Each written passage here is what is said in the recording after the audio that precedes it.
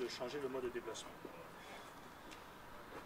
Nous allons mettre donc à disposition toute la semaine ces vélos.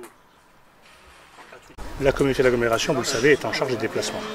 Et cette semaine de la mobilité, qui est une initiative européenne, pour nous est très importante parce qu'au-delà des infrastructures, au-delà de ce que l'on peut faire de concret, il faut aussi inciter la population à changer de mode de déplacement, à changer de mode de vie parfois.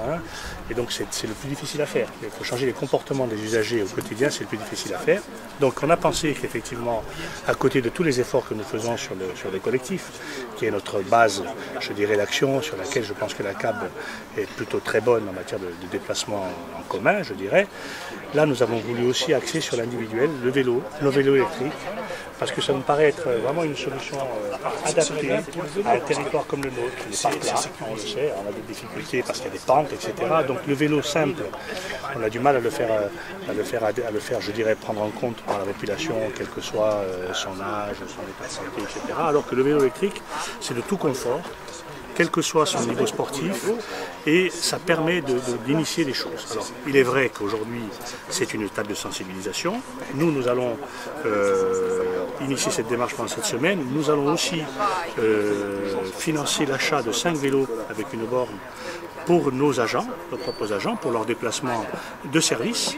Ça nous paraît important aussi que les agents de la CAB se déplacent à vélo, qu'ils le fassent savoir, parce que ça va bien fonctionner. Et après, bien entendu, on ne pourra pas déployer cette initiative de manière beaucoup plus forte sans infrastructure. On sait très bien qu'il faut aussi des pistes cyclables, il faut aussi des initiatives qui, celles-là, sont des ressorts des communes, mais sur lesquelles nous allons également travailler dans le cadre du plan de déplacement urbain, puisque vous le savez, la CAB, à la fin de l'année, va produire un plan de déplacement qui sera validé dans le courant du premier semestre 2018, dans lequel nous allons arrêter une stratégie complète pour les 15 prochaines années.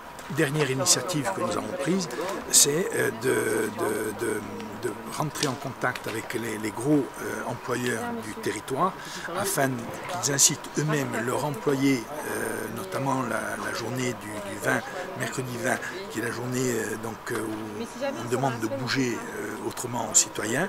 On demande aux citoyens d'utiliser d'autres moyens que leur véhicule, d'utiliser notamment les transports en public pour se déplacer, pour se rendre au travail.